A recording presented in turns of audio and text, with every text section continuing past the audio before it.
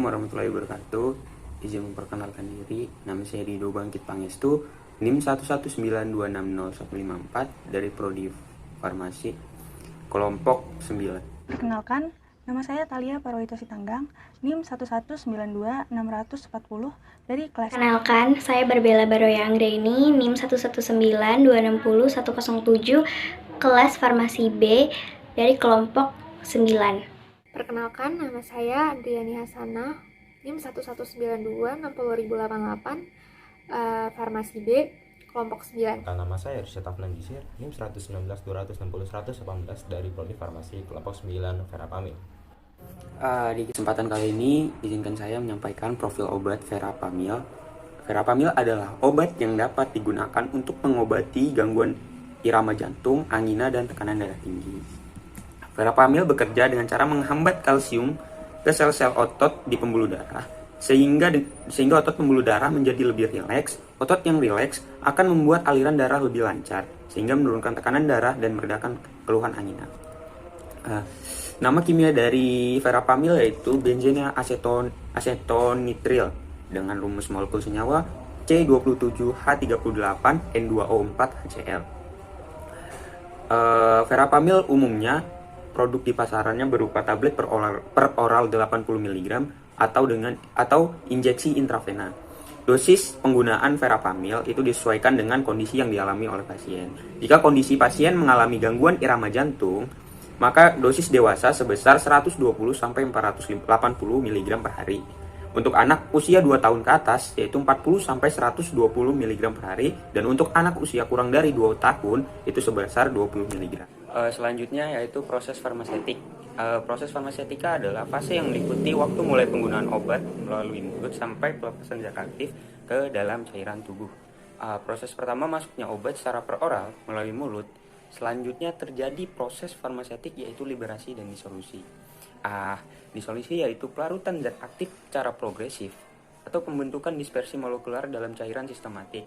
Setelah terjadi proses disolusi, proses ini diikuti dengan pecahnya granul dan eksipien juga ikut luruh, sehingga hanya tersisa zat aktif obat Verapamil saja. Yang selanjutnya zat aktif ini yang bakal diabsorpsi di usus. Absorpsi dari Verapamil. Verapamil merupakan jenis obat yang dapat diabsorpsi dengan baik apabila dikonsumsi melalui oral, di mana tingkat absorpsi dari obat ini yaitu lebih dari 90% di traktus gastrointestinal. Lalu, bioavailabilitas dari obat ini yaitu 20-35%, dengan puncak konsentrasi plasma atau yang biasa kita sebut dengan Cmax itu berbeda tergantung dari bentuk sediaannya. Jika melalui oral, dia hanya butuh waktu 1-2 jam setelah dikonsumsi, dan sedangkan jika melalui intravena, dia hanya butuh waktu 1-5 menit untuk mencapai Cmax-nya. Selanjutnya, apabila obat ini dikonsumsi dalam dosis tunggal, obat ini akan mencapai waktu paruhnya yaitu 3-7 jam. Dengan pelepasan lambat dari obat ini agar untuk mempertahankan konsentrasi plasma pada tingkat efek terapeutik yaitu 6-8 jam pada konsumsi per oral dan 10-20 menit untuk intravena. Verapamil akan masuk ke dalam vena porta dan sekitar 90%-nya akan diabsorpsi oleh salah satu protein plasma yaitu albumin yang berperan dalam mengikat obat-obatan yang sifatnya asam dan netral. Sedangkan 10% sisanya akan bebas. Obat-obatan yang terikat dengan protein plasma tadi akan dibawa oleh darah ke seluruh tubuh. Selama proses ini berlangsung, efek samping mungkin saja dapat terjadi ketika obat memiliki efek dalam organ selain organ target. Sedangkan obat bebas yang tadi akan keluar ke jaringan tempat kerja obat atau tempat depotnya, lalu berikatan dengan reseptornya dan menghasilkan efek sementara. Kemudian 90% tadi akan menuju jaringan sistemik dan akan di metabolisme di dalam hati. Saya akan menjelaskan mengenai proses metabolisme atau biotransformasi. Metabolisme atau biotransformasi adalah proses perubahan struktur kimia obat yang dipengaruhi oleh enzim. Aktivitas metabolisme itu sendiri dilakukan oleh organ hati sebagai organ yang bertanggung jawab untuk proses metabolisme. Tetapi metabolisme ini juga dapat berlangsung di organ-organ seperti ginjal, paru-paru, otak, darah, maupun kulit. Tujuan dari metabolisme obat adalah merubah bentuk obat yang larut lemak menjadi obat yang larut air sehingga mudah diekskresikan oleh ginjal dan empedu. Pada reaksi metabolisme itu terdapat dua reaksi, yaitu reaksi fase 1 dan reaksi fase 2. Reaksi fase 1 adalah reaksi yang dapat mengubah obat-obat tersebut menjadi lebih polar lagi dengan menggunakan reaksi oksidasi dan reduksi. Kemudian, yang kedua adalah reaksi konjugasi. Pada obat verapamil itu sendiri, yaitu metabolismenya merubah obat verapamil menjadi non-verapamil yang dilakukan oleh enzim P-sitokrom P450. Kemudian, penyerapannya obat verapamil itu sekitar 90% pada oral. Tetapi karena terdapat first pass effect atau metabolisme lintas pertama, menyebabkan bioavailabilitasnya menjadi berkurang sehingga efeknya pun berkurang, sehingga efek dari noraveramil itu yang dapat menimbulkan efek hanya sekitar 20-30% dari efek verapamil.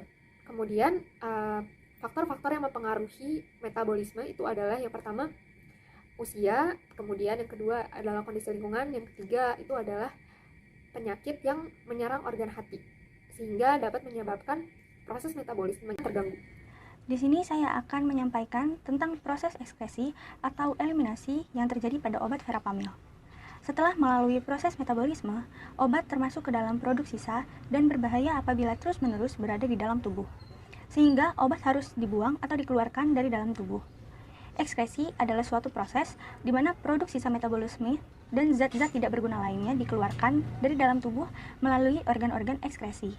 Adapun faktor-faktor yang dapat mempengaruhi ekskresi adalah sifat fisikokimia, antara lain bobot molekul, pKa larutan, tekanan uap, ada pH urin, kondisi patologi, aliran darah, serta usia. Obat umumnya diekskresikan melalui ginjal, dan obat diekskresikan dalam bentuk struktur tidak berubah atau sebagai metabolit kecepatan dan besarnya ditentukan oleh ekskresi melalui ginjal, oleh filtrasi glomerulus, reabsorpsi tubulus, serta sekresi tubulus.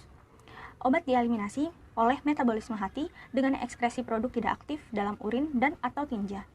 Verapamil yang diberikan secara oral dengan cepat akan diserap dengan baik melalui ginjal dan kemudian dieliminasi melalui metabolisme hati yang dimediasi oleh sitokrom P450 atau CWP ekstensif. Verapamil diekskresikan melalui urin 70% berupa metabolit dan 3-4% berupa zat yang tidak termetabolisme. Sebagian kecil juga diekskresikan di feses sebanyak kurang lebih 16%. Rata-rata waktu paruh adalah 2,8 sampai 7,4 jam. Waktu paruh adalah waktu yang dibutuhkan sehingga setengah dari obat dapat terbuang dari dalam tubuh. Adapun faktor yang dapat mempengaruhi waktu paruh adalah absorpsi, metabolisme, dan ekskresi. Setelah konsumsi berulang, half-life meningkat menjadi antara 4,5 sampai 12 jam setelah konsumsi 10 dosis terpisah di tiap 6 jam. Pada geriatri, waktu paruh eliminasi menjadi lebih panjang. Setelah melalui proses metabolisme, maka obat akan menjadi lebih polar. Kemudian obat akan masuk ke dalam ginjal dan masuk ke dalam arteri renalis aferen. Arteri renalis akan menyuplai darah masuk ke dalam glomerulus dan obat akan difiltrasi dengan transport pasif. Pada tahap filtrasi glomerulus akan menghasilkan ultrafiltrat yaitu plasma minus protein di mana semua obat bebas akan terfiltrasi sedangkan obat yang terikat oleh protein tidak akan terfiltrasi. Kemudian akan terjadi proses sekresi tubulus dengan menggunakan transport aktif di mana akan terjadi proses pertukaran. Obat yang telah difiltrasi akan masuk ke dalam tubulus contortus proximal dan terjadi proses penyerapan kembali atau reabsorpsi. Kemudian masuk ke dalam lengkung Henle, lalu masuk lagi ke dalam tubulus contortus distal. Di sana akan terjadi proses augmentasi atau penambahan zat-zat yang tidak berguna atau berlebihan sehingga urin menjadi pekat dan siap untuk dikeluarkan dari dalam tubuh. Setelah itu akan masuk ke dalam tubulus ductus collectivus di mana akan terjadi pengumpulan urin dari berbagai nefron untuk dibawa ke pelvis dan disimpan dalam kandung kemih untuk beberapa saat dikeluarkan. Kemudian urin akan menuju ke pelvis renalis lalu akan masuk ke kandung kemih dan akan dikeluarkan melalui uretra. Selanjutnya itu profil farmakodinamik obat verapamil.